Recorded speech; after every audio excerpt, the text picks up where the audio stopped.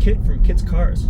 I'm here to give you a little bit of a driving review of my new Model 3 Performance. This is a 2021 Model 3 Performance, and this is my third Model 3. I had a 2018 long-range rear-wheel drive and a 2019 Performance, and now I have a 2021 Performance, and just wanted to share some impressions because it is different. It is a different car in some ways. So when the 2021 refresh came along, they did, I think I've gone over all the exterior changes and the interior changes. It turns out they also redid the damping, so the shock absorbers have been retuned for both more ride comfort and better control in tight turns.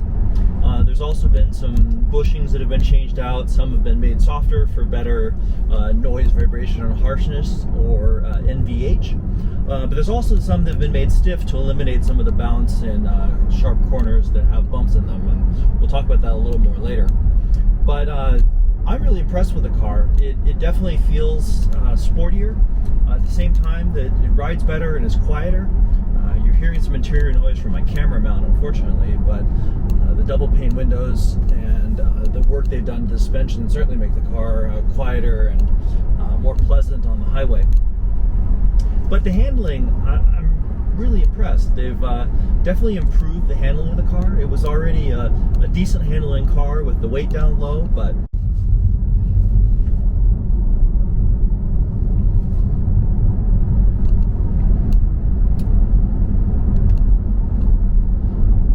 so this car corners remarkably well for as heavy and as the class of the car is.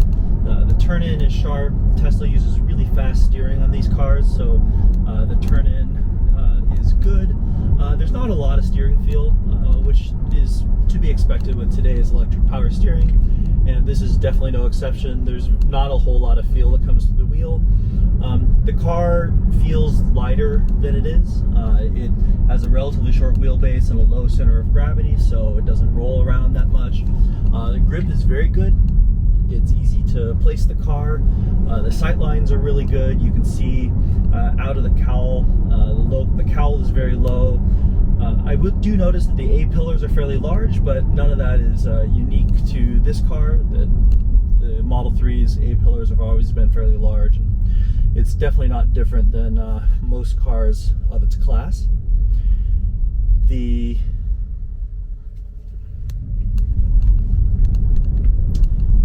turn-in is very good. So the big improvements I see with 2021 are that the damping works a lot better. I'm surprised at how much improvement there is, but there's not only better shock absorption and bump absorption in corners, but which increases grip, but the body control is much improved over slow bumps and upheavals and things like that on the road. The turn-in, like I said, is very quick. You almost never have to go more than about 90 degrees off the angle you're going on, even on these tight, relatively low-speed turns.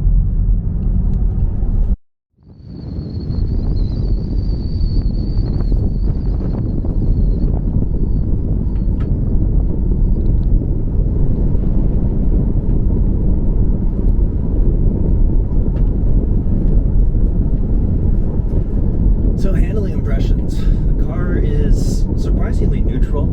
It won't, certainly without track mode on, it certainly won't do a whole lot of oversteer. You can correct your line a bit by lifting off the throttle, but there's the traction control system is, although very well metered, not very playful. Although there certainly is track mode if you're interested in hanging the tail out. Grip is good. Certainly doesn't stick as well as the Pilot Sports Cups on my 718 Spider, but for the Pirelli P0s that this car comes with, are decently sticky. impressed with it.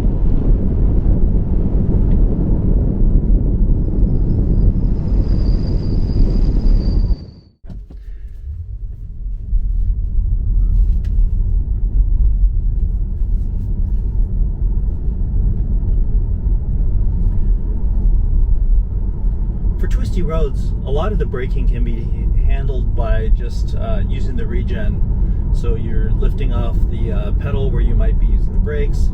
The obvious disadvantage of that is not an easy way to modulate the amount of braking pressure you're getting. So it can be a little bit of a challenge, a fun challenge on a twisty road, but I find myself using the friction brakes when I'm actually driving fast. So I have the better ability to modulate the amount of braking. Yeah, the damping of this car is considerably better than the old car. And in fact, I think this car feels more nimble and just as fast as my Mercedes did. You can see there's a little bit of a bobble over some of those little bumpy sections there, but overall it's pretty good and substantially improved from where it used to be. Acceleration in the Model 3, well, this is the fastest accelerating car from 0 to 60 that you can buy for under $60,000 or $65,000. I think the next thing under $100,000, the only thing I can think of that might be as quick or a little quicker 0 to 60 is the C8 Corvette. So this car keeps pretty good company, as it's not the fastest thing on the road anymore, especially with higher dollar cars. So what are the downsides? I mean, I've waxed eloquently about how well the car handles so far, and what does it not do all that well? Well, there's still some freeway bumps that I think haven't quite been tuned perfectly out of the suspension. The E63 was a little more confident over this very funky off-ramp. So in this off-ramp, there's a couple of substantial large bumps while you're turning, and I'd say that this Model 3 moves around less than my 2019 Model 3 Performance, but still does a little bit more of a lateral move in that bump than my E63 did. So Tesla still has a little bit of suspension tuning work to do, but I think the compromise, especially with these non-adjustable shocks, are pretty decent. Overall, the car is very quiet on the freeway. I actually measured it on my phone as about 3 decibels quieter than the E63, which is already a fairly quiet car. Ride quality is definitely up. I don't know if it's a combination of these tires or the new dampers or the bushings, but the car seems to absorb smaller bumps especially better. And I do really appreciate these acoustic glass windows. The double pane windows definitely keep out the tire noise and the road noise more. I certainly can hear a little bit of wind noise, but I'm guessing a decent chunk of that right now is my camera mount suction cup to the roof.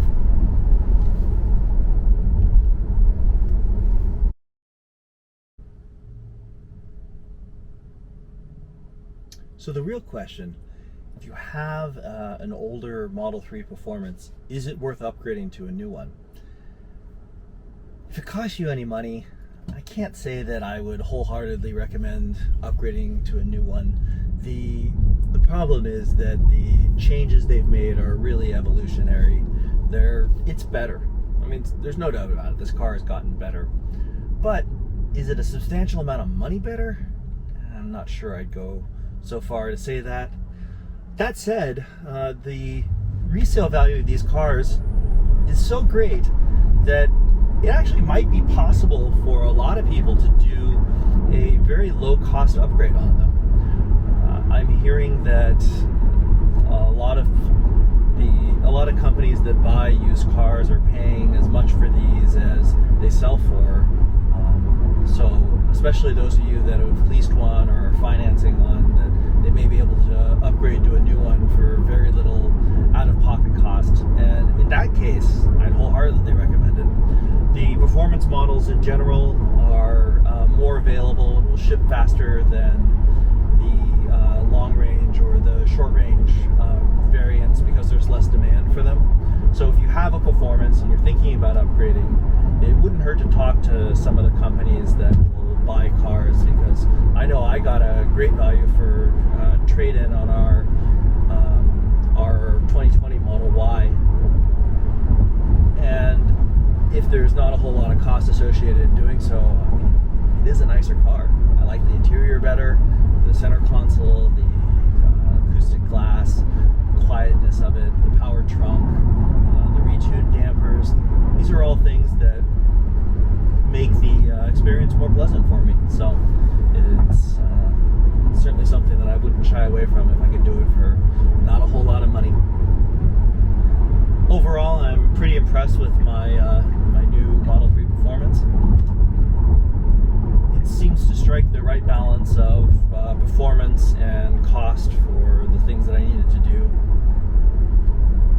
And I've certainly appreciated the changes that Tesla has made to these cars over the course of time. So hope you enjoy this review.